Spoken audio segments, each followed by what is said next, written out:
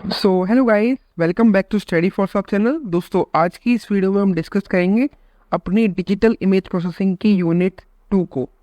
तो ये यूनिट 2 का पार्ट फर्स्ट है। इसके बाद एक और पार्ट आएगा जिसमें मैं जो बाकी के टॉपिक्स रह जाएंगे इस यूनिट के पार्ट फर्स्ट में से उनको सबको कवर करूँगा। इसके अंदर मैं न्यूमेरिकल्स तक को भी कवर कराऊंगा, इसलिए वीडियो को एंड तक जरूर देखिएगा, ठीक है। तो वीडियो को शुरुआत करने से पहले आप लोगों से मैं रिक्वेस्ट करना चाहूँगा कि अगर आपने अभी तक चैनल को सब्सक्राइब नहीं किया है तो प्लीज़ सब्सक्राइब कर लीजिए, क्योंकि सब्सक्राइबर्स बहुत ज़रूरी हैं और हमें आपकी हेल्प की बहुत ज़्यादा ज़रूरत है। और अगर आपने लास्ट 3 यूनिट्स की वीडियोस को नहीं देखा है, unit first, unit third and unit fifth की वीडियोस को नहीं देखा है, तो लिंक डिस्क्रिप्शन बॉक्स में है, वहाँ से जाकर देख सकते हैं। चलिए शुरू करते हैं। सबसे पहला क्वेश्चन है हमारे पास डिजिटल इमेज प्रोसेसिंग की यूनिट 2 का कि एनहेंसमेंट क्या होता है स्पेशल डोमेन में किसी भी इमेज प्रोसेसिंग के अंदर, ठीक है। तो एनहेंसमेंट क्या होता है स्पेशल डोमेन में इन इमेज प्रोसेसिंग, उसको पढ़ने से पहले हम ये समझेंगे कि स्पेशल डोमेन क्या होता है, ठीक है। स्पेशल डोमेन के अंदर हम एनहेंस करते हैं इमेज को बाय मैनिपुलेटिंग इंडिविजुअल पिक्सल्स, यानी कि इंडिविजुअल पिक्सल्स को हम क्या करेंगे, मैनिपुलेट करेंगे उनके स्पेशल कोऑर्डिनेट्स के हिसाब से, ठीक है, एक स्पेसिफिक रेजोल्यूशन पे। इसी चीज को हम बोलते हैं स्पेशल डोमेन। तो स्पेशल डोमेन क्या है? इसमें हम एनहेंस करते हैं इमेज को हर एक इंडिविजुअल पिक्सल को मैनिपुलेट करके based on it's special coordinates, एक स्पेसिफिक रेजोल्यूशन पे, ठीक है। अगर हमारे पास कोई यहाँ पे कोई इस तरीके से पिक्सल्स रखी हुई है, तो ये जो पिक्सल है ना, हर एक इंडिविजुअल पिक्सल को हम उसके स्पेशल कोऑर्डिनेट्स पे कि वो है कहाँ पे, उसके स्पेशल कोऑर्डिनेट्स के हिसाब से एक स्पेसिफिक रेजोल्यूशन के अंदर क्या करते हैं, एनहेंस कर देते हैं। इसी को बोलते हैं स्पेशल डोमेन। दूसरा है फ्रीक्वेंसी डोमेन। क्या होता है? तो फ्रीक्वेंसी डोमेन में क्या करते हैं, हम एनहेंस करते हैं इमेज को बाय अप्लाइंग फोरियर ट्रांसफॉर्मेशन, यानी कि हम क्या करेंगे, फोरियर ट्रांसफॉर्मेशन लगाएंगे स्पेशल डोमेन पे, और इसको क्या बोलते हैं, फ्रीक्वेंसी डोमेन। फ्रीक्वेंसी डोमेन में क्या करते हैं, ये एक ऐसी अप्रोच है जिसमें हम किसी भी इमेज को एनहेंस कर रहे हैं फोरियर ट्रांसफॉर्म लगा करके स्पेशल डोमेन में, और मैनिपुलेट करेंगे इसके अंदर पिक्सल्स को ग्रुप्स में। इसके अंदर क्या था स्पेशल डोमेन में, इसके अंदर हम इंडिविजुअल पिक्सल को क्या कर रहे थे, मैनिपुलेट कर रहे थे। लेकिन इस फ्रीक्वेंसी डोमेन में क्या करते हैं, हम जो ग्रुप्स में पिक्सल्स हैं उनको मैनिपुलेट करते हैं, डायरेक्टली या इनडायरेक्टली, ठीक। तो इतना क्लियर होगी स्पेशल डोमेन क्या है, फ्रीक्वेंसी डोमेन क्या है। अब आते हैं वापस पॉइंट पे। टॉपिक क्या है कि एनहेंसमेंट कैसे करते हैं हम स्पेशल डोमेन में इमेज प्रोसेसिंग के अंदर, ठीक है। तो enhancement in special domain in image processing refers to the techniques applied directly to the pixels of image to improve its appearance or to highlight certain features। तो special domain जो है उसके अंदर एनहेंसमेंट करना क्या है, इसके अंदर क्या करते हैं, हम ऐसी टेक्निक्स को अप्लाई करते हैं directly pixels of the image पे, यानी कि हमारे पास एक इमेज है, उसकी जो पिक्सल्स है उनके ऊपर ही हम डायरेक्टली कुछ टेक्निक्स लगाते हैं जिससे उन पिक्सल्स की जो अपीयरेंस है और उनके जो फीचर्स है वो इम्प्रूव हो जाए और हाईलाइट हो जाए। इसके अंदर हम क्या करते हैं, इसके अंदर हम मैनिपुलेट कर रहे होते हैं पिक्सल की वैल्यूज को, ताकि हम अचीव कर पाए डिजायर्ड विजुअल इफेक्ट्स को और इमेज को प्रिपेयर कर पाए फर्दर एनालिसिस के लिए, ठीक। तो एनहेंसमेंट क्या है स्पेशल डोमेन में इमेज प्रोसेसिंग के अंदर, ये एक ऐसा प्रोसेस है जिसमें कि हम ऐसी टेक्निक्स को लगाते हैं directly to the pixels of image to improve its appearance, ठीक है, और हाईलाइट कर देते हैं कुछ सर्टेन फीचर्स को। इसके अंदर हम मैनिपुलेट कर रहे होते हैं पिक्सल्स की वैल्यूज को, ताकि हम डिजायर्ड विजुअल इफेक्ट्स को अचीव कर पाए और अपनी इमेज को फर्दर एनालिसिस के लिए प्रिपेयर कर पाए। तो कौन कौन सी टेक्निक्स यूज होती हैं स्पेशल डोमेन एनहांसमेंट में, उनके बारे में तो वीडियो में विस्तार से बताऊंगा, लेकिन फिर भी उनका नाम सुन लीजिए। Point processing, special convolution, neighbouring processing, neighbourhood processing, grey level transformation etcetera, ठीक है। ये सारी हम की टेक्निक्स यूज करते हैं स्पेशल डोमेन एनहांसमेंट के अंदर। दोस्तों, अगर चैनल को सब्सक्राइब नहीं किया है तो प्लीज सब्सक्राइब करिए, क्योंकि सब्सक्राइबर्स बहुत जरूरी है, ठीक। तो स्पेशल डोमेन प्रोसेस को हम जब मैथमेटिकल टर्म्स में डिनोट करना चाहते हैं तो इस वाले फॉर्मूले से करते हैं, यानी कि g x comma y equals to capital T f x comma y, this one. तो यहाँ पे जी एक्स वाई क्या है, जी एक्स वाई है प्रोसेस्ड इमेज, और एक्स वाई क्या है, ओरिजिनल इमेज, और यहाँ पे टी क्या है, टी है ट्रांसफॉर्मेशन। तो टी क्या है, ट्रांसफॉर्मेशन, यानी कि जब हम ट्रांसफॉर्मेशन अप्लाई करेंगे प्रोसेस्ड इमेज के ऊपर तो हमारे पास जी एक्स वाई इमेज आएगी, जो कि क्या है, हमारी प्रोसेस्ड इमेज, ठीक है। एफ एक्स वाई हमारी ओरिजिनल इमेज है, इतना समझिए। बढ़ते हैं नेक्स्ट टॉपिक की तरफ। अगला है कि पॉइंट प्रोसेसिंग क्या होती है, ठीक। तो पॉइंट प्रोसेसिंग इमेज प्रोसेसिंग के अंदर एक ऐसा प्रोसेस है जिसमें हम इंडिविजुअल पिक्सल को मैनिपुलेट कर रहे होते हैं उसकी ओरिजिनल वैल्यूज के बेसिस पे, ठीक है। और इसमें जो हमारे पास पिक्सल है वो अपनी नेबरहुड पिक्सल्स की जो वैल्यू है उससे इंडिपेंडेंट होती है। यानी कि अगर हमारे पास कोई इमेज है उसमें इस तरीके से 4-5 पिक्सल लगी हुई है, 1000-1200 पिक्सल लगी हुई है, तो अगर हम इस वाले पिक्सल को मैनिपुलेट करना चाहेंगे ना, तो इससे और इससे इसका कोई मतलब नहीं होगा। ठीक है, तो पॉइंट प्रोसेसिंग क्या है, इसमें पॉइंट वाइज मैनिपुलेशन होता है। तो point processing in image processing involves manipulating individual pixels based on their original values and independent of neighbourhood pixels. तो हम एक सिंगल पिक्सल के साथ काम करते हैं पॉइंट प्रोसेसिंग के अंदर, यानी कि अगर हम कोई न्यू वैल्यू fxy लेना चाहते हैं तो वो डिपेंड करेगी ऑपरेटर टी पे और प्रेजेंट fxy पे। ठीक, यानी कि अगर हम एक नई वैल्यू क्रिएट करना चाहते हैं किसी पर्टिकुलर पिक्सल के रिगार्डिंग, तो उस पर्टिकुलर पिक्सल की जो नई वैल्यू हम क्रिएट करना चाहते हैं वो किस पर डिपेंड करेगी, वो ट्रांसफॉर्मेशन पर डिपेंड करेगी और जो उसकी प्रेजेंट fxy थी उस पर डिपेंड करेगी। अगला है हमारे पास एक बहुत ज़्यादा इंपॉर्टेंट टॉपिक, ये आपको हर हालत में करके जाना है, बहुत बड़ा टॉपिक है लेकिन फिर भी ये टॉपिक आ जाता है। तो कौन कौन सी ग्रे लेवल स्लाइसिंग टेक्निक्स हम जो यूज़ करते हैं, तो various grey level slicing techniques के बारे में पढ़ने पाते हैं। तो ग्रे लेवल स्लाइसिंग टेक्निक्स क्या होती है, इसमें हम एम्फोसिस करते हैं या सप्रेस करते हैं ग्रे लेवल्स को इमेज के अंदर। यानी कि ये ऐसा प्रोसेस है जिसमें हम ग्रे लेवल्स जो है किसी भी इमेज के अंदर उनको या तो सप्रेस कर रहे होंगे या उनको एम्फसाइज कर रहे होंगे। तो एक एक करके सारी की सारी स्लाइसिंग टेक्निक्स को हम पढ़ने वाले हैं। पहली टेक्निक है डिजिटल नेगेटिव्स की। ठीक है, तो डिजिटल नेगेटिव्स जो टेक्निक्स है इसका हम यूज़ करते हैं एक्सरे इमेज को डिस्प्ले करने के लिए। नेगेटिव का मतलब क्या है, हम इन्वर्ट कर देंगे ग्रे लेवल्स को। ठीक है, नेगेटिव का मतलब क्या है, अगर पॉजिटिव हमारे पास ग्रे लेवल्स है तो उनको नेगेटिव कर देंगे या इन्वर्ट कर देंगे ग्रे लेवल्स को। तो negative of an image with grey levels in range 0,1,-1 is obtained by using the negative transformation. तो किसी भी नेगेटिव इमेज में जब हम ग्रे लेवल्स को the negative of an image, तो हम किसी भी इमेज की जब नेगेटिव निकालेंगे तब उसकी ग्रे लेवल्स की रेंज क्या होगी, 0,1,-1 से। जब इस रेंज में होंगे हमारे पास ग्रे लेवल्स तो उसको हम नेगेटिव ट्रांसफॉर्मेशन की मदद से इस फॉर्मूले से निकाल सकते हैं उसके नेगेटिव ऑफ इमेज को। ठीक है, तो इसमें एस क्या है हमारे पास, तो हमारे पास एस क्या है यहाँ पे नेगेटिव है हमारा। तो एन क्या है, ये लार्जेस्ट ग्रे लेवल किसी भी इमेज के अंदर, और आर क्या है, यहाँ पे आर लेवल है grey level at pixel x,y। यानी कि कोई पिक्सल है उसका ग्रे लेवल हमको रेड्यूस करना है, उसका नेगेटिव निकालना है, तो पहले उसके आर को माइनस कर देंगे हम लार्जेस्ट ग्रे लेवल से किसी इमेज के। यानी कि एक इमेज के अंदर लार्जेस्ट ग्रे लेवल x है। ठीक है, तो उसमें से हम क्या करेंगे, जब हमको किसी का नेगेटिव निकालना होगा तो इसमें क्या करेंगे, L-1 - R इस फॉर्मूले को लगा देंगे। अगर हमारा R जो है वो 0 है तो S की वैल्यू कैसे क्रिएट करेंगे हम, S = L-1 इस फॉर्मूले से निकालेंगे। लेकिन अगर R की वैल्यू L-1 है, ठीक है, लार्जेस्ट से बस एक कम है, तो S हमारा क्या हो जाएगा, 0। ठीक, तो इस तरीके से हम इसको डिनोट करते हैं कि जब हमारे पास क्या R की वैल्यू 0 होगी तो हमारे पास S क्या हो जाएगा, S हमारे पास हो जाएगा 0। ठीक है, लेकिन अगर हमारी R की वैल्यू L-1 है तो हमारे पास अगर हमारे पास R की वैल्यू 0 है तो हमारे पास S हो जाएगा L-1। ठीक है, और अगर हमारे पास R की वैल्यू L-1 है तो हमारे पास S क्या हो जाएगा, 0। तो इस तरीके से हम क्या कर सकते हैं, इस तरीके से हम ये ग्राफ दिखा के आना है जब हम ये नेगेटिव ट्रांसफॉर्मेशन या डिजिटल नेगेटिव्स को पढ़ा रहे होंगे। दोबारा समझ लेते हैं डिजिटल नेगेटिव्स क्या है। इसका हम यूज़ करते हैं एक्सरे इमेजेस को डिस्प्ले करने के लिए। यहाँ पे नेगेटिव का मतलब है कि हम ग्रे लेवल्स को इन्वर्ट कर देंगे। किसी भी इमेज से जब हम नेगेटिव निकालते हैं तो उसके ग्रे लेवल्स की रेंज क्या होती है, 0,1,-1, और उसको हम इस नेगेटिव ट्रांसफॉर्मेशन की वजह से निकालते हैं।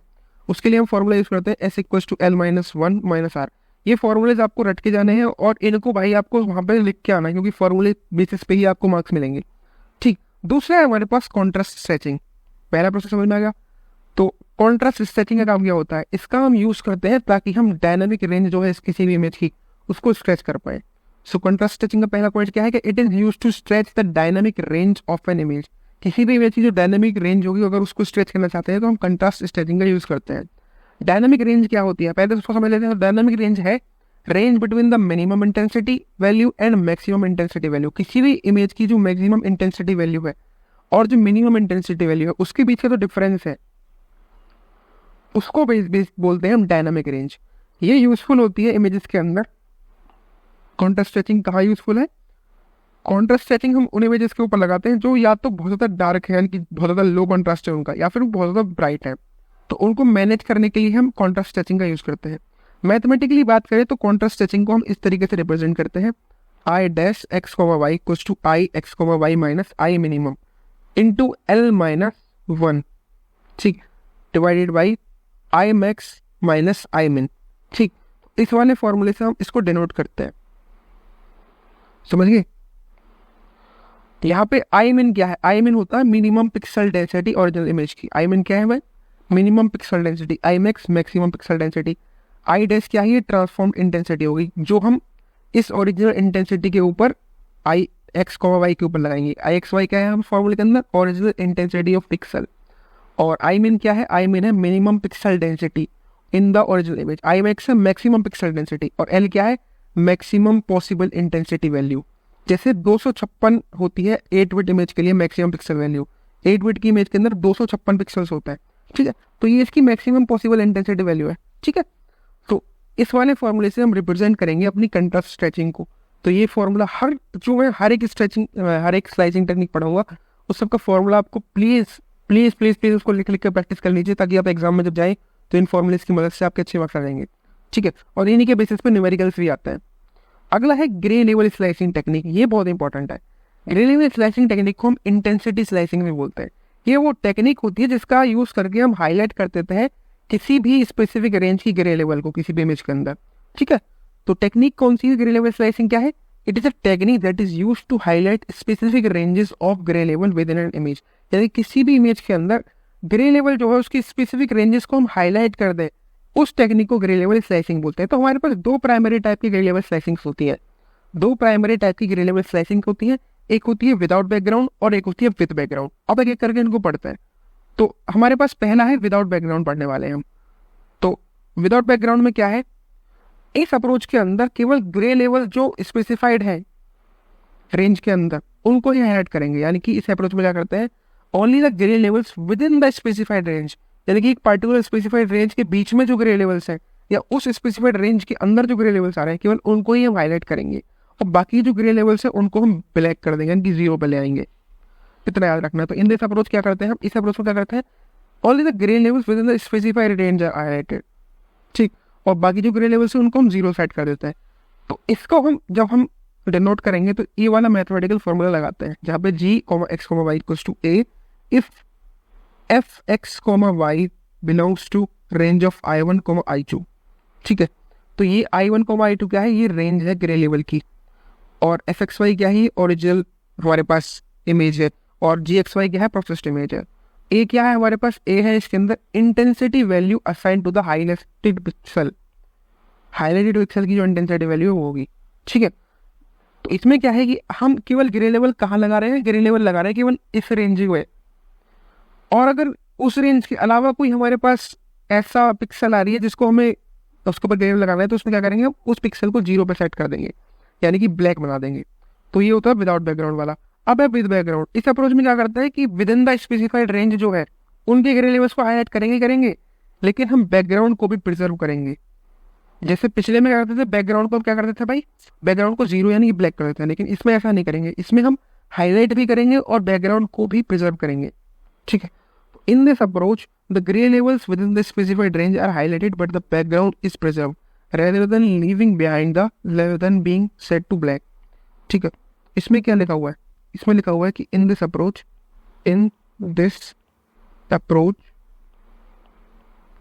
the gray levels within the specified range are highlighted। तो इसको हम डिनोट करते हैं इस वाले फॉर्मूले से, जी एक्स कॉमा वाई। ए क्या है हमारे पास, ये इंटेंसिटी वैल्यू है असाइन टू हाईलाइटेड पिक्सल। अगर एफ एक्स वाई हमारी बिलोंग करता है i1, i2 यानी कि इस रेंज के अंदर, हाई लेवल की रेंज के अंदर, तो हमारी जो इमेज है वो क्या हो जाएगी, जी एक्स कॉमा वाई बन जाएगी। जी एक्स कॉमा वाई क्या है, प्रोसेस्ड इमेज, और एफ एक्स कॉमा वाई क्या है, ये हमारे पास ओरिजिनल इमेज। तो इतना समझ के। लेकिन अगर वो इस रेंज से बाहर है तो क्या होगा, तो हम उस एफ एक्स वाई को प्रिजर्व करेंगे, ना कि उसको जीरो पे सेट कर देंगे। दोस्तों अगर आपने कभी चैनल को सब्सक्राइब नहीं किया है तो प्लीज़ सब्सक्राइब करिएगा, क्योंकि सब्सक्राइबर्स बहुत ज़रूरी है और मुझे आप लोगों की हेल्प की बहुत ज़्यादा ज़रूरत है। चौथा ट्रांसफॉर्मेशन यानी कि चौथा हमारे पास जो स्लाइसिंग टेक्निक है वो है पावर लॉ ट्रांसफॉर्मेशन। ये भी इंपॉर्टेंट है। तो पावर लॉ ट्रांसफॉर्मेशन को हम गामा करेक्शन भी बोलते हैं। ये एक non linear image enhancement technique है जिसका हम यूज़ करते हैं ताकि हम कंट्रास्ट जो है इमेज का उसको एडजस्ट कर पाए, ठीक, क्या समझे। तो ये क्या है power law transformation, power law transformation को बोला जाता है गामा करेक्शन, ठीक है। ये एक non linear image enhancement technique है जिसका हम यूज़ कर रहे हैं किसी भी इमेज के कंट्रास्ट को एडजस्ट करने के लिए। पावर लॉ ट्रांसफॉर्मेशन को अगर हम मैथमेटिकली रिप्रेजेंट करेंगे तो वो इस तरीके से करेंगे, जहाँ पे g x y equals to c dot c multiply f x comma y की पावर गामा। ये गामा, ये वाई जैसा लग रहा है ना आपको, ये गामा बोलता है इसको। जहाँ पे जी एक्स वाई क्या है, ये आउटपुट है ट्रांसफॉर्म इमेज का। एफ एक्स वाई हमारे पास ओरिजिनल इमेज। सी क्या है, ये कॉन्स्टेंट है जो स्केल करेगा इनपुट की वैल्यू को। और ये क्या है, ये गामा होता है जिसको हम बोलते हैं एक्सपोनेंट इन पावर लॉ इक्वेशन, जो डिटरमाइन करता है नेचर ऑफ ट्रांसफॉर्मेशन को। तो भाई जब भी आप ये सारे के सारे ट्रांसफॉर्मेशन बताएंगे तो उनके साथ आप फॉर्मूला भी आपको याद करके जाना है, क्योंकि फॉर्मूले के बेसिस पे ही आपको मार्क्स पूरे मिलेंगे। थ्योरी थ्योरी पे इतना नहीं मिलेगा, लेकिन फॉर्मूले अगर आप लिख के आएंगे तो आपका 100% मार्क्स अच्छा आ जाएंगे। इसलिए फॉर्मूलेस को याद करके जाना है प्लीज़ हर हालत में। तो पावर लॉ ट्रांसफॉर्मेशन को हम मैथमेटिकली इस वाले फॉर्मूले से डिनोट करते हैं। ये वाला फॉर्मूला समझा दिया, ठीक है। तो अब जब हमारे पास ये वाला डायग्राम थोड़ा सा गलत बना दिया है, इसको थोड़ा सा आप क्वांटम से देख लीजिएगा कि कैसे हम पावर लॉ ट्रांसफॉर्मेशन का डायग्राम बनाते हैं। तो इसमें फिर भी क्या है, यहाँ पे एक साइड में एस होता है, एक साइड में आर होता है, ठीक है। और अगर हमारी गामा की वैल्यू इक्वल्स टू 1 है तो ये स्ट्रेट जाएगा। गामा की वैल्यू अगर ग्रेटर देन 0 है, लेस देन 1 है, तो वो इस तरीके से जाएगा। अगर गामा की वैल्यू लेस देन 1 है, गामा की वैल्यू लेस देन 1 है, तो वो यहाँ से इस तरीके से हो जाएगा। इसी को, इससे ऐसे डायग्राम्स को बना पाएंगे तो आपके लिए एग्जाम में बहुत बेनिफिट हो जाएगा, ठीक। अगला है लॉग ट्रांसफॉर्मेशन क्या होता है। तो लॉग ट्रांसफॉर्मेशन भी एक इमेज एनहांसमेंट टेक्निक है जिसका हम यूज़ करते हैं डार्केस्ट पिक्सल्स को जो है किसी भी इमेज के अंदर, उनको एक्सपेंड करने के लिए, ठीक है। तो लॉग ट्रांसफॉर्मेशन क्या है, ये एक इमेज एनहांसमेंट टेक्निक है जिसका हम यूज़ करते हैं डार्कर पिक्सल्स को एक्सपेंड करने के लिए किसी भी इमेज के अंदर, और कंप्रेस कर देते हैं हायर पिक्चर वैल्यूज़ को, ठीक है। तो लॉग ट्रांसफॉर्मेशन क्या है, ये एक इमेज एनहांसमेंट टेक्निक है जिसका हम यूज़ करते हैं डार्केस्ट पिक्सल या डार्कर पिक्सल्स को एक्सपेंड करने के लिए किसी भी इमेज के अंदर, और साथ ही साथ क्या करेंगे, हायर पिक्चर्स वैल्यूज़ को हम कंप्रेस कर देंगे। मैथमेटिकली बात करें तो हम इसको इस तरीके से रिप्रेजेंट करते हैं, जहाँ पे g x comma y equals to c dot log 1 plus f x comma y. जहाँ पे जी एक्स वाई क्या है, हमारे पास आउटपुट इमेज है, लॉग क्या है, ये लॉग फंक्शन होता है तो हम इस पर लगा रहे हैं, और सी क्या हमारे पास कॉन्स्टेंट जो स्केल करेगा इनपुट की वैल्यू को। इतना समझ के तो ये लॉग ट्रांसफॉर्मेशन और जो अभी क्लास पढ़ाया था पावर लॉ ट्रांसफॉर्मेशन, ये अलग तरह जाते हैं। एक अगला इंपॉर्टेंट है हमारे पास बिट प्लेन स्लाइसिंग। भाई ये जितने भी पढ़ा रहा हूँ ना, बहुत इंपॉर्टेंट टॉपिक्स है। ऐसा नहीं कह सकता कि ये आ जाएगा, ये नहीं आ जाएगा, ये नहीं आएगा, ये सारे के सारे इंपॉर्टेंट टॉपिक्स हैं। तो बिट प्लेन स्लाइसिंग क्या है, ये एक कन्वर्जन है इमेज का मल्टी लेवल बाइनरी इमेजेस के अंदर, ठीक है। बिट प्लेन स्लाइसिंग क्या होती है, एक ऐसा मेथड है जिससे हम किसी भी इमेज को कन्वर्ट कर देते हैं मल्टी लेवल बाइनरी इमेजेस के अंदर। तो इसके अंदर 3 मेन गोल होते हैं बिट प्लेन स्लाइसिंग के अंदर। पहला है कि ग्रे लेवल इमेज को बाइनरी इमेज के अंदर बदलना। पहला लेवल क्या होता है, यानी कि 3 मेन गोल है बिट प्लेन स्लाइसिंग के। पहला मेन गोल क्या है कि हम एक ग्रे लेवल इमेज को बाइनरी इमेज के अंदर कन्वर्ट करेंगे। दूसरा, अब उस इमेज को हम रिप्रेजेंट करेंगे फ्यूअर बिट्स में और करस्पॉन्ड करेंगे उस इमेज को एक स्मॉलर साइज के अंदर। तो दूसरा पहला गोल तो हो गया हमारे पास कि ग्रे लेवल इमेज को हमने बाइनरी इमेज में बदल दिया। उसके बाद क्या करेंगे, हम रिप्रेजेंट करेंगे इमेज को विद फ्यूअर बिट्स और करस्पॉन्डिंग करेंगे उस इमेज की स्मॉलर साइज में। तीसरा, हम उसको एनहेंस कर देंगे इमेज को बाय फोकसिंग। तीसरा गोल होगा। तो पहले गोल में क्या किया हमने, ग्रे लेवल को बाइनरी इमेज में बदल दिया। फिर दूसरे लेवल में रिप्रेजेंट करा इमेज को फ्यूअर बिट्स के अंदर और उसकी करस्पॉन्डिंग इमेज में जहाँ पे उसका साइज स्मॉलर है। तीसरा गोल क्या है कि हम इन्हें एनहांस करेंगे इमेज को बाय फोकसिंग। एक एग्जांपल या न्यूमेरिकल से समझते हैं कि मान के चलिए हमारे पास एक गिवन इमेज है, ठीक। इसको हमें क्या करना है, इसको हमें इसके ऊपर हमें बिट प्लेन स्लाइसिंग लगानी है। तो सबसे पहले वैल्यू स्टेप में क्या करेंगे, सबसे पहले स्टेप में हम ये जो हमारे पास A1 2 3 4 5 0 7 2 1 है, इनकी वैल्यूज को हम बिट में बदल देंगे, ठीक है, बाइनरी में बदल देंगे। सबसे पहला वो है। उसके बाद फिर हम डिवाइड करेंगे सेकंड स्टेप में। तो पहले स्टेप में क्या करा भाई, हमने जो ये वैल्यूज थी उनको क्या बदल दिया, बाइनरी में। 0 0 1 0 1 0 0 1 1 1 0 0 1 0 1 डबल ट्रिपल 0 0 0 1 1 1 1 0 1 0, ठीक है। इनको बदल दिया हमने बाइनरी में। उसके बाद हम डिवाइड करेंगे ग्रे वैल्यूज को बिट्स में। बिट्स में कैसे डिवाइड करेंगे, इसका इनिशियल, इसका इनिशियल, इसका इनिशियल, इसका इनिशियल, इसका इनिशियल, इसका इनिशियल, इस वाले का इनिशियल, इस वाले का इनिशियल, इस वाले का इनिशियल, हमने लगा दिया एक अलग पेड़ बनाया, इसको बोलते हैं हम MSV, ठीक। फिर उसके बाद यहाँ पे 0 आ गया, यहाँ से उठ के फिर ये 0 आ गया, यहाँ से उठ के 0 आ गया, यहाँ से 1 उठ के यहाँ पे आ गया, यहाँ से ये वाला 1 उठ के यहाँ पे आ गया, ये 0 यहाँ से यहाँ पे आ गया, ये वाला 1 यहाँ पे आ गया, ये 0 यहाँ पे आ गया, और ये वाला 0 यहाँ पे आ गया। उसके बाद अब हमारे पास पहले इनिशियल्स खत्म, तो दूसरे जो इनिशियल्स है उनको डालेंगे हम। तो ये वाला 0 यहाँ आ गया, ये वाला 1 यहाँ पे आ गया, ये वाला 1 यहाँ पे आ गया, ये 0 यहाँ पे आया, ये 0 भी यहाँ पे आया, ये वाला 0 यहाँ पे आ गया, ये वाला 1 यहाँ आ गया, ये वाला 1 हमने यहाँ उठा कर दिया, और ये वाला 0 हमने यहाँ पर उठा कर दिया। तो ये मिल गया मिडिल बिट हमारे पास। फिर जो बची हुई है उसको हम यहाँ पे लिख देंगे। जो बचा हुआ कौन है, 1 0 1 0 1 0 1 0 1 0 1, ये होगा हमारे पास LSP। तो इस तरीके से हम क्या करते हैं, इस तरीके से हम बिट पे स्लाइसिंग करते हैं। इतना आपको समझ में आ गया होगा भाई। अगला है हमारे पास गामा करेक्शन। क्या होता है गामा करेक्शन, क्या है, ये एक नॉन लीनियर ऑपरेशन है जिसका हम यूज करते हैं रेमनेंस वैल्यूज को किसी भी इमेज की उनको एनकोड करने के लिए या डिकोड करने के लिए। तो गामा करेक्शन क्या है, एक नॉन लीनियर ऑपरेशन है जिसका हम यूज कर रहे हैं for encoding and decoding the luminance values in image और डिस्प्ले। किसी भी इमेज या किसी भी डिस्प्ले के अंदर जो ल्यूमिनेंस वैल्यूज है उनको या तो एनकोड करने के लिए हम इसका यूज कर रहे होंगे या डिकोड करने के लिए यूज कर रहे होंगे। तो ये कंपनसेट करता है नॉन लीनियर रिलेशंस में। ठीक है, ये कंपनसेट कहाँ करेगा, ये कंपनसेट करेगा नॉन लीनियर रिलेशनशिप्स के अंदर। कहाँ पे, between pixel brightness values and the actual light intensity emitted और रिफ्लेक्टेड बाय द सीट। तो ये कहाँ पे कंपनसेट करेगा, ये कंपनसेट करेगा नॉन लीनियर रिलेशनशिप्स में, जहाँ पे पिक्सल ब्राइटनेस वैल्यूज और एक्चुअल लाइट इंटेंसिटी जो है उसके बीच में जो नॉन लीनियर रिलेशनशिप है उसको ये कंपनसेट कर देता है। इसका पर्पस क्या है, इसका पर्पस है कि ये मेंटेन करेगा परसेप्चुअल लीनियरिटी को ह्यूमन विजन के लिए। ठीक है, तो हमारे पास गामा करेक्शन की पर्पस क्या है, for maintaining perceptual linearity of human vision. ये किसी जो करेक्शन है वो अफेक्ट कर देती है ओवरऑल ब्राइटनेस को और कंट्रास्ट को इमेज की। तो गामा करेक्शन क्या करता है, ये इसकी जो करेक्शन है वो अफेक्ट करेगी ओवरऑल ब्राइटनेस को किसी भी इमेज की और ओवरऑल इमेज को, ओवरऑल कंट्रास्ट को किसी भी इमेज के। ठीक, तो अगला है हमारे पास पीस वाइज लीनियर ट्रांसफॉर्मेशन। क्या होता है पीस वाइज लीनियर ट्रांसफॉर्मेशन, तो इसमें हम डिवाइड करते हैं इंटेंसिटी रेंज को किसी भी इमेज की सेगमेंट्स के अंदर और उनके ऊपर फिर हम अप्लाई करते हैं लीनियर ट्रांसफॉर्मेशन को, यानी कि स्केलिंग अप्लाई करेंगे, शिफ्टिंग अप्लाई करेंगे हर एक सेगमेंट पे इंडिपेंडेंटली।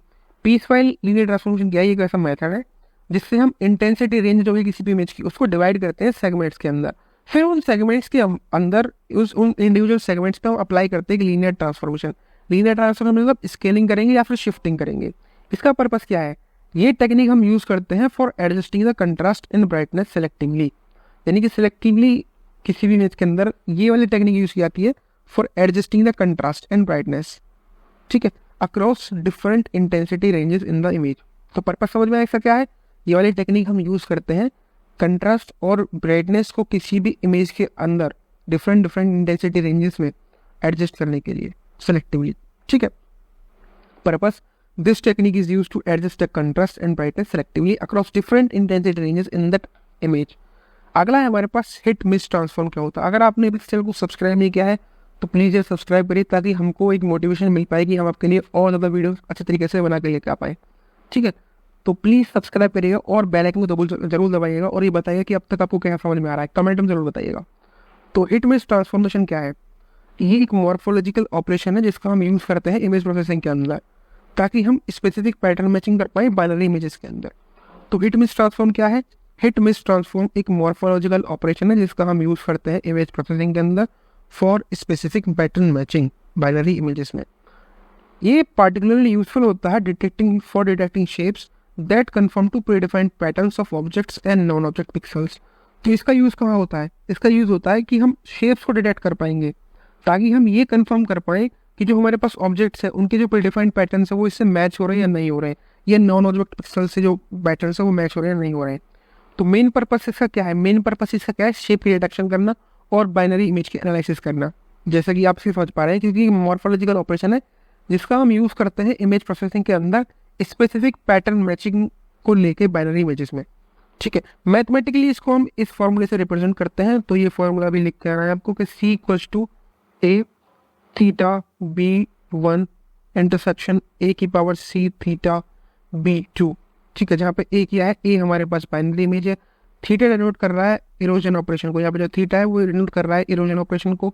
B1 और B2 क्या है, ये स्ट्रक्चरिंग एलिमेंट्स होते हैं B1 और B2, जहाँ पे B1 डिफाइन करता है पैटर्न जो हमें डिटेक्ट करना है। ठीक है, और B2 डिफाइन करता है कॉम्प्लीमेंट्री पैटर्न को। तो जब B1 डिफाइन करेगा जो हम डिटेक्ट करना चाहते हैं तो वो होती है हिट कंडीशन। ठीक है, ठीक है, तो जब पैटर्न जो है डिटेक्टेड करना है वो B1 जो डिफाइन करेगा उसको बोलेंगे हिट कंडीशन, लेकिन जब वो कॉम्प्लीमेंट्री पैटर्न को डिफाइन करेगा B2 तो उसको बोलते हैं मिस कंडीशन। तो रिजल्ट C क्या है, वो हाईलाइट करेगा लोकेशन A पे। ठीक है, तो सी रिजल्ट क्या करेगा, it will highlight location in A where B1 matches foreground pixels and B2 matches background pixels. ठीक है, B1 क्या मैच करेगा, फोरग्राउंड पिक्सल्स को, और B2 मैच करेगा बैकग्राउंड पिक्सल्स को। तो सी उन्हीं एक सी क्या करेगा, जो हमारे पास ये सी है, सी हाईलाइट कर रहा है कि एक ही लोकेशन पे B1 जो है वो मैच कर रहा है फोरग्राउंड पिक्सल्स को और B2 मैच कर रहा है बैकग्राउंड पिक्सल्स को। ठीक, अगर आए हमारे पास एक बहुत प्यारा इंपॉर्टेंट टॉपिक, इमेज हिस्टोग्राम क्या होता है। हिस्टोग्राम तो वो पता है कि ग्राफिकल रिप्रेजेंटेशन होता है किसी भी डेटा सेट का। ठीक है, इमेज हिस्टोग्राम क्या है, ये ग्राफिकल रिप्रेजेंटेशन है for the distribution of pixel intensities in digital image. यानी कि पिक्सल इंटेंसिटीज का, अगर हम किसी भी इमेज की पिक्सल एंटीसिटीज का सॉरी तो इमेज हिस्टोग्राम क्या है, इसके अंदर हम ग्राफिकल रिप्रेजेंटेशन करते हैं पिक्सल इंटेंसिटीज के डिस्ट्रीब्यूशन का, जो कि डिजिटल इमेज के अंदर है। इसके अंदर हम प्लॉट करेंगे नंबर ऑफ पिक्सल्स को हर एक इंटेंसिटी लेवल पे, ठीक है, या टोनर वैल्यू पे। इंटेंसिटी लेवल को हम बोलते हैं टोनर वैल्यू। ठीक है, tonal value tonal value, intensity level को क्या बोला जाता है, टोनल वैल्यू। तो इमेज हिस्टोग्राम में क्या करते हैं, हम नंबर ऑफ पिक्सल्स को हर एक टोनल वैल्यू या इंटेंसिटी लेवल के लिए प्लॉट करते होते हैं अपने उसके अंदर, हिस्टोग्राम के अंदर। तो हम by examining an image histogram viewers can easily and quickly access the entire tonal distribution at glance. तो इमेज हिस्टोग्राम का यूज क्यों करते हैं, क्योंकि इसकी मदद से व्यूअर जो है वो इजीली और क्विकली एक्सेस कर सकते हैं एंटायर टोनल डिस्ट्रीब्यूशन को। तो कैसे ये काम करते हैं, सबसे पहले ये समझते हैं। सबसे पहले हम एक ग्रे स्केल इमेज को कंसीडर करते हैं, फिर एक हॉरिजॉन्टल एक्सिस बनाते हैं जो रिप्रेजेंट कर रहा है पिक्सल की इंटेंसिटीज को, एक फिर वर्टिकल एक्सिस बनाते हैं जो शो करेगा फ्रीक्वेंसीज को। ठीक है, और हर एक बार जो है इसके अंदर, जो हमारे पास हर एक बार है इसके अंदर, ये जो लाइन्स हैं इनको बार बोलते हैं, हर एक बार जो है वो रिप्रेजेंट करता हुआ एक स्पेसिफिक इंटेंसिटी लेवल को। इसका एप्लीकेशन की बात करें तो ये इमेज सेगमेंटेशन में और फोटोग्राफी में काम आता है। ठीक है, तो कैसे काम करता है, सबसे पहले हमें ग्रे स्केल इमेज को कंसीडर करते हैं, उसके बाद हम एक हॉरिजॉन्टल एक्सिस बनाते हैं जो रिप्रेजेंट करेगा पिक्सल की इंटेंसिटीज को, एक वर्टिकल एक्सिस बनाएंगे जो फ्रीक्वेंसी को शो करेगा, और इस इमेज हिस्टोग्राम के अंदर जो बार्स हैं वो रिप्रेजेंट करेंगे एक स्पेसिफिक इंटेंसिटी लेवल को। तो इसको हम दो मेथड से प्लॉट कर सकते हैं। पहला मेथड 1, जहाँ पे एक्स एक्सिस जो है, ये एक्स एक्सिस जो है और ये वाई एक्सिस है। तो एक्स एक्सिस क्या शो करेगी, ग्रे लेवल को शो करेगी, और वाई एक्सिस शो करेगी नंबर ऑफ पिक्सल्स को। तो इस लेवल पे यानी कि 1 2 3, पहली लेवल जो ग्रे लेवल की है उस पर पहली पिक्सल्स कितनी है, 20। जीरो लेवल जो उस पर कितनी है, 40। ऐसे ही दूसरी लेवल जो उस पर 10, तीसरी लेवल में कितने, 5। तो ये डिनोट कर रहा है कहाँ पे, एक्स एक्सिस डिनोट कर रहा है ग्रे लेवल को, एक्स एक्सिस जो है हमारे पास वो डिनोट कर रहा है हमारे किस चीज़ को, ग्रे लेवल को, और वाई एक्सिस शो करेगा नंबर ऑफ पिक्सल्स को। पहला मेथड होगा। दूसरा मेथड है नॉर्मलाइज हिस्टोग्राम्स का यूज करना, यानी कि इसके अंदर एक्स एक्सिस जो होगा वो तो ग्रे लेवल्स को दिखाएगा, लेकिन वाई एक्सिस प्रोबेबिलिटी जो है ऑकरेंस का उन ग्रे लेवल्स का उसको दिखाएगा। समझिए, नॉर्मलाइज हिस्टोग्राम्स क्या होता है, ये वो हिस्टोग्राम्स होते हैं जहाँ पे एक्स एक्सिस तो ग्रे लेवल्स को शो करता है, लेकिन जो वाई एक्सिस है वो शो करेगा प्रोबेबिलिटी ऑफ ऑकरेंस को ग्रे लेवल्स की। ठीक है, तो इसको हम कैसे कैलकुलेट करते हैं, प्रोबेबिलिटी को, प्रोबेबिलिटी कैलकुलेट करते हैं हम पी आर के इक्वल्स टू एन के बाई एन। एन क्या है, टोटल नंबर ऑफ पिक्सल्स, और एन के क्या है, number of pixels in kth level, यानी कि एक पार्टिकुलर ग्रे लेवल पे कितने नंबर ऑफ पिक्सल्स हैं उनकी प्रोबेबिलिटी निकाल रहे हैं। और आर के क्या है, ये केथ का ग्रे लेवल होता है। ठीक है, एक एग्जाम्पल में समझेंगे तो इजीली समझ में आ जाएगा। मान के चलिए हमारे पास ग्रे लेवल है 0 1 2 3 4 5 6, और हमको इनके पिक्सल्स पता है कि नंबर ऑफ पिक्सल्स यानी कि एन के कितने हैं, 0 लेवल पे 40 है, 1 लेवल पे 20 है, 2 पे 10 है, 3 पे 15 है, 4 पे 10 है, 5 पे 3 है, 6 पे 2 है। तो ये टोटल कितने हो जाते हैं, टोटल हो जाते हैं एन इक्वल्स टू 100। जब हमको प्रोबेबिलिटी निकालनी है तो प्रोबेबिलिटी निकालने का फॉर्मूला क्या है, पी आर के इक्वल्स टू एन के बाई एन। यहाँ पे एन क्या है, 100। तो जब हम प्रोबेबिलिटी निकालेंगे 0 लेवल पे तो कैसे निकालेंगे, एन के क्या है प्रोबेबिलिटी की, यहाँ पे 40 डिवाइड बाई 100 तो 0.1 करा, तो यहाँ पे 20 डिवाइड बाई 100 0.2, इस फॉर्मूले का यूज करके 10 divide by 100 0.1, 15 divide by 100 0.15, 10 divide by 100 0.1, और 3 0.03, 2 0.02। तो इस तरीके से हमने क्या किया, हमने इनकी प्रोबेबिलिटी को निकाल लिया। फिर इस प्रोबेबिलिटी को हम, जो ये पूरा हिस्टोग्राम है इसको बोलते हैं नॉर्मल हिस्टोग्राम। तो इस तरीके से हम उसको डिनोट करेंगे। यहाँ पे हम प्रोबेबिलिटी को ही ग्रे लेवल्स पे क्या करेंगे, मार्क करेंगे कि 0 लेवल पे प्रोबेबिलिटी क्या थी हमारे पास इस हिस्टोग्राम के अंदर, 0 लेवल पे प्रोबेबिलिटी थी हमारे पास 0.4, तो हमने 0.4 को यहाँ मार्क कर दिया। 1 लेवल पे कहाँ थी, ये लेवल हमारे पास 1 है, तो इस पे कहाँ थी वल्नरेबल पे, वल्नरेबल पे है 0.2 के अंदर, 2 पे कहाँ है 0.1 के अंदर, 3 पे कहाँ है 0.15 के अंदर, 4 पे कहाँ है 0.1 के अंदर, 5 में कहाँ है 0.03 के अंदर, 6 में कहाँ है 0.02 के अंदर। ठीक है, ठीक समझ गए। तो हमने समझ लिया यहाँ पे कि कैसे हम नॉर्मलाइज्ड हिस्टोग्राम्स को बनाते हैं। ठीक, अगला है हमारे पास कि हिस्टोग्राम इक्वलाइजेशन क्या होता है। तो हिस्टोग्राम इक्वलाइजेशन एक ऐसी टेक्निक है जिसका हम यूज़ करते हैं इमेज प्रोसेसिंग के अंदर for improving the contrast of image. ठीक है, bye redistributing the intensity values, यानी कि ये ऐसी टेक्निक है इमेज प्रोसेसिंग के अंदर जिसका हम यूज़ करते हैं for improving the contrast of an image by redistributing the intensity values. जैसे इनके अंदर हम क्या करते हैं, रीडिस्ट्रीब्यूट कर रहे होते हैं इंटेंसिटी वैल्यूज का। तो ये न्यूमेरिकल्स आएंगे इसके, वो इंपॉर्टेंट है, सब करके देना। तो ये मेथड क्या करेगा, ये ट्रांसफॉर्म करेगा पिक्सल्स की इंटेंसिटी डिस्ट्रीब्यूशन को एक ज़्यादा यूनिफॉर्म वे के अंदर। ठीक है, तो इस मेथड में क्या करेंगे, हम ट्रांसफॉर्म करेंगे पिक्सल इंटेंसिटी डिस्ट्रीब्यूशन को एक ज़्यादा इन्फॉर्म्ड डिपिक्शन के अंदर, जिसकी जो डिटेल्स हैं, ठीक है, डिफरेंट रीजन्स में, वो इमेज को ज़्यादा विजिबल बना देती हैं। तो ये मेथड क्या है, ये मेथड ट्रांसफॉर्म करता है पिक्सल्स की इंटेंसिटी डिस्ट्रीब्यूशन को एक ज़्यादा इन्फॉर्म्ड वे में, जिससे कि जो डिटेल्स है डिफरेंट रीजन्स की, वो इमेज को ज़्यादा विजिबल बनाता है। इसका पर्पस क्या है, इसका पहला प्राइमरी गोल है हिस्टोग्राम इक्वलाइजेशन का, कि जो एनहेंस करेगा कंट्रास्ट ऑफ इमेजेस को। दूसरा, ये पार्टिकुलरली यूजफुल है ऐसी एप्लीकेशंस में जैसे कि मेडिकल इमेजिंग, रिमोट सेंसिंग और फोटोग्राफी।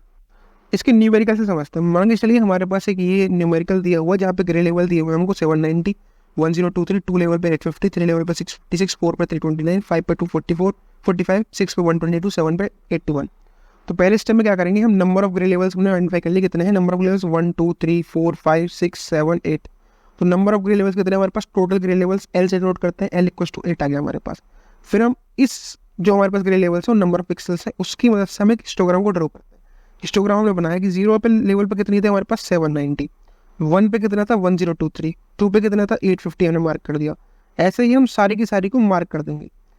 ठीक है, तो हमारे पास जो एक्स एक्सिस है वो तो ग्रे लेवल को दिखाएगा, और जो हमारे पास वाई एक्सिस है वो इंटेंसिटीज को दिखाएगा, नंबर ऑफ पिक्सल्स को, एन की और आर। ठीक है, दूसरा स्टेप आता है। दूसरे स्टेप में हम क्या करेंगे, क्यूमुलेटिव डिस्ट्रीब्यूशन फंक्शन को कैलकुलेट करेंगे। स्टेप फर्स्ट में हमने क्या किया, स्टेप फर्स्ट में हमने number of grey levels find out करे और हिस्टोग्राम को ड्रॉ कर दिया। दूसरे स्टेप में हम कंप्यूट करेंगे क्यूमुलेटिव डिस्ट्रीब्यूशन फंक्शन को, यानी कि CDF को। ठीक है, उससे पहले हम क्या करेंगे, CDF से पहले हम PDF भी इसी फॉर्मूले में बनाएंगे और CDF बनाएंगे। PDF के बिना, यानी कि प्रोबेबिलिटी डिस्ट्रीब्यूशन फंक्शन के बिना CDF क्यूमुलेटिव डिस्ट्रीब्यूशन फंक्शन निकालना मुश्किल है, तो हम इसके अंदर इस तरीके से निकालेंगे। ठीक है भाई, तो हमारे पास ये एक टेबल है जो हमने बनाई है, इसको देखेंगे। तो हमको ग्रे लेवल्स और एन के तो पहले से पता है, जो हमने टेबल से निकाल लिए थे उनको लिखा। उसके बाद PDF निकालने का फॉर्मूला हमको पता है कि हिस्टोग्राम में PDF कैसे निकालता है, प्रोबेबिलिटी डिस्ट्रीब्यूशन फंक्शन, उसको निकालते हैं हम NK, इस वाले फॉर्मूले से NK डिवाइड बाई N। तो जब हम टोटल N हमारे पास कितना है 4096, तो उससे क्या करेंगे 790 डिवाइड बाई 4096 0.19 आएगा। 1023 को जब हम 4096 से डिवाइड करेंगे तो 0.25, 850 को जब हम 4096 से डिवाइड करेंगे तो 0.21। ऐसे ही इन सबको जब हम डिवाइड कर लेंगे तो हमारे पास 0.16, 0.08, 0.06, 0.03, 0.02 आ जाएगा। ठीक है, तो ये हमारे पास प्रोबेबिलिटी डिस्ट्रीब्यूशन फंक्शन आएगा। CDF कैसे कैलकुलेट करते हैं, CDF तो हमारे पास पहले लेवल पर तो 0.19 आएगा, फिर इसको प्लस करेंगे 0.25 से तो 0.04 आ जाएगा, फिर 0.44 को हम प्लस करेंगे 0.21 से तो 0.65 आ जाएगा। इस 65 को जब हम 0.16 से ऐड करेंगे तो 0.81, 0.81 को 0.08 से जब हम ऐड करेंगे तो 0.89, फिर इसको 0.06 से ऐड करेंगे तो 0.95, इसको 0.103 से करेंगे तो 0.98, 0.98 को जब हम 0.02 से ऐड करेंगे तो 1 आ जाएगा। तो हमारे पास CDF भी आ गया, PDF भी आ गया। तो अब हम क्या करेंगे, अब हम यहाँ पे एक टेबल बनाएंगे जिसमें हम दिखा रहे होंगे क्या, L-1 इंटू SK। ठीक है, L-1 इंटू SK करेंगे हम। ठीक है, SK क्या है हमारे पास, क्यूमुलेटिव डिस्ट्रीब्यूशन फंक्शन। तो L-1 की L क्या कैलकुलेट किया था हमने, L कैलकुलेट किया था पिछले स्टेप में। L क्या था हमारे पिछले स्टेप के अंदर, L हमने कैलकुलेट किया था 8। तो 8-1 इंटू SK, तो ये हमने SK निकाला है, तो 7 इंटू 0.19 क्या आएगा 1.33, 0.44 की 7 मल्टीप्लाई करेंगे तो 3.08, इस तरीके से जब हम इन सब में 7 की मल्टीप्लाई कर देंगे तो हमारे पास क्या आ जाएगा, हमारे पास ये L-1 इंटू एस के आ जाएगा। तो इस तरीके से ये आ गया। अब हम इसके लिए एक रेंज बनाएंगे जिसमें हम क्या करेंगे, ये 0.86 वगैरह को हटा देंगे, यानी कि राउंड ऑफ लेंगे। तो ये वाला टेबल है राउंड ऑफ का, ठीक है। तो 1.33 का राउंड ऑफ है 1, 3.08 का 3, 4.55 का 5 हो गया, 5.67 का 6 राउंड ऑफ निकल के आ गया, 6 पॉइंट का 23, 6.65 का 7, 6.86 का 7, 7 का 7 ही आएगा। ओके, अब हम इन जब हमने CADF को नॉर्मलाइज कर दिया तो हम मैप करेंगे ओरिजिनल इंटेंसिटीज़ को इन इक्वलाइज इंटेंसिटीज़ में, जो हमने इक्वलाइज इंटेंसिटीज़ निकाली है। तो इक्वलाइज इंटेंसिटीज़ क्या है हमारे पास, इक्वलाइज इंटेंसिटीज़ है हमारे पास। 0 लेवल पे कितनी इंटेंसिटी आ गई, इक्वलाइज 790, 1 पे 1023, 2 पे 850, 3 पे 667।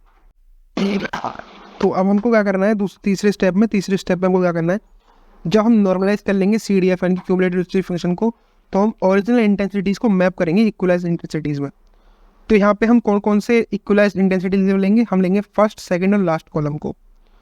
फर्स्ट, सेकंड और ये लास्ट कॉलम जो है ये हमारे पास इक्वलाइज्ड इंटेंसिटी लेवल का कॉलम है। तो ओल्ड ग्रे लेवल 0 था, इक्वलाइज ग्रेविटी उसकी थी 790 और न्यू ग्रे लेवल कितना 1। तो इन सारे कॉलम्स को हमने बना लिया, फर्स्ट, सेकंड और लास्ट कॉलम को दोबारा से हमने लिख दिया एक जगह पर। अब हमने देखा कि जो 6 है ये दोनों सेम है, 7 7 7 ये भी सेम है, तो इनको हम इस तरीके से मार्क कर देंगे, ठीक है। हमने नोटिस किया कि ग्रे लेवल जो है किस किस के लिए, केवल हमारे पास ग्रे लेवल है 1 के लिए, 3 के लिए, 5 के लिए, 6 के लिए और 7 के लिए, लेकिन 0, 2 और 4 इनके लिए कोई ग्रे लेवल हमारे पास है ही नहीं, ठीक है। तो इक्वलाइज ग्रे लेवल की बात करें तो हमारे पास कितनी, 0 पे कितनी हमारे पास 0 आ जाएंगी, क्योंकि उनका तो कुछ है ही नहीं। 1 पे कितना था हमारे पास, इस ग्राफ को ऐसे देखते हैं, 1 पे कितना है हमारे पास, 1 पे है 790, 2 पे कितना है हमारे पास, ठीक है। ये हमको कहाँ से निकालना है, ये हमको निकालना है यहाँ से, ठीक है। तो 1 पे आ गया हमारे पास 790, जो हमारे पास ये एक 1 लेवल है ना, इस पे आ गया 790। यहाँ पे 0 नहीं है ना, 0 का हमने लिख दिया 0। 1 पे कितना है हमारे पास 790, तो हमने 790 लिख दिया। 2 पे कितना है, 2 भी हमारे पास नहीं है तो 0 लिख दिया। 3 पे क्या है हमारे पास, 3 पे 1023, तो 1023 लिख दिया। 4 हमारे पास है क्या, 4 का भी नहीं है 0। तो 5 का कितना है 850, तो 850 हमने यहाँ लिख दिया। 6 का कितना है, 6 के लिए हमारे पास 2 है, तो इन दोनों को हमने ऐड कर देंगे, ठीक है। 656 प्लस 329 यानी कि 985 आ गया। 7th में कितने, 7th में हमारे पास 3 है, तो इन तीनों को ऐड कर देंगे। 245, 5 प्लस 122 प्लस 81, तो हमारे पास आ गया 448। अब हम इन ग्रे लेवल्स पे इन नंबर ऑफ पिक्सल्स को मार्क करके हिस्टोग्राम बनाएंगे, जो हमारे पास होगा इक्वलाइज्ड इमेज का हिस्टोग्राम। तो एक्स एक्सिस पे हम लिखेंगे नंबर ऑफ लेवल्स को, वाई एक्सिस पे लिखेंगे एन के यानी कि नंबर ऑफ पिक्सल्स को। तो 0 लेवल पर तो हमारे पास 0 थी, तो हमने यहाँ पे मार्क कर दिया। 1 लेवल पर कितनी थी, 1 लेवल पे है 791, तो 791 हमने यहाँ मार्क कर दिया। 2 पे कितना है 0, तो हमने 2 को 0 मार्क कर दिया। 3 पे कितना 1023, तो हमने 1023 का यहाँ बना दिया। 4 पे कितना है 0, तो हमने यहाँ 0 मार्क कर दिया। 5 पे 850 है, तो हमने 850 का यहाँ बना दिया। 6 पे 985 है, 7 पे 448 है। तो इस तरीके से हम इक्वलाइज्ड इमेजेस को कंस्ट्रक्ट करते हैं। इतना आपको समझ में आ गया होगा। सो गाइस, इसी के साथ आपकी यूनिट 2 का पार्ट फर्स्ट कवर अप हो जाता है। इसके अंदर सारे जो इंपॉर्टेंट न्यूमेरिकल्स है वो सब करवा दिए हैं, सारे मैथमेटिकल जो फॉर्मूलेस थे वो सब पढ़ा दिए हैं। इसलिए वीडियो को आपने एंड तक देखा है, आप प्लीज़ चैनल को सब्सक्राइब करिएगा और बेल आइकन को दबा दीजिएगा, ठीक है। Thank you guys for watching the video. Her her Mahadev.